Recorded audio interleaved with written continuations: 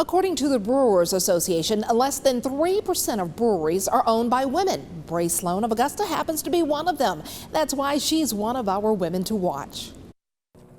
At Riverwatch Brewery in downtown Augusta, owner Brey Sloan has mastered the artistry of ale. It all started when she learned how to make beer while serving in the Army. I was assigned to Burma in Southeast Asia as the defense attaché back in 2008. It was under military rule then, and so it was under international sanctions, and so we couldn't import any beer. So they only had one beer there. It was Myanmar beer, which was fine, but it was like Budweiser. If you wanted something that wasn't like Budweiser, you had to make it yourself. When she was transferred to Japan, her husband, children, and brewing skills went with her. I worked with a German brewer down by Mount Fuji, and I took some classes. After I retired and we had moved here, I went to a long course in Chicago and Munich for commercial brewing. Soon after moving to the CSRA, she opened Riverwatch Brewery, the first in Augusta since Prohibition in 1921. We started out with a blonde ale, a pale ale like a Sierra Nevada, a brown ale, and a lime wheat beer. And those were going to be our cores. And as time has gone on, we've introduced new beers, and some of them seasonal. Along the way, she's had her fill of obstacles and difficulties. First, her husband died right before opening the business. Then she was forced to close soon after opening. So we opened up in April of 2016, and we got shut down about a week later because this is on state property.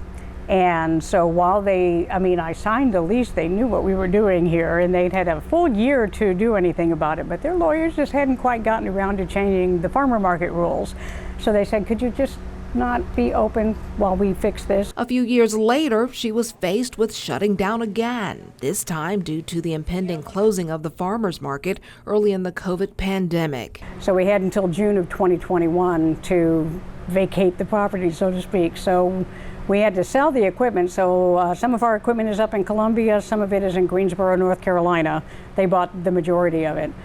And as the trucks were coming in to pick everything up, we got notified that they had changed their minds and we're no longer going to be closing the farmers market. But it was, of course, too late at that point. Despite the circumstance, this retired Army colonel is still soldiering on, making good brew just in smaller batches. The system we're using now is about 155 gallons per batch. We used to be able to make 620 gallons a batch. So for the same amount of effort, I get 1/4 the finished product. Although less, she's still pouring more flavor and enjoyment for local patrons.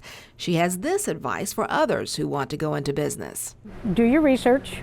Make sure that what you want to do, there's a market for it, and that you have the capability to meet that market, and then just go for it. A lot of times we talk ourselves out of things. I'm not afraid of success, which is a lot of people actually are, and I'm also not afraid to fail. Her resiliency is amazing. Now, if you know of a woman in business who is making a difference, nominate her to become one of our women to watch. For more information, go to WJBF.com. Well, that does it for this half hour. Brad and Jenny have more coverage on Tropical Storm Idalia and its impact coming up next at 6. Don't go away.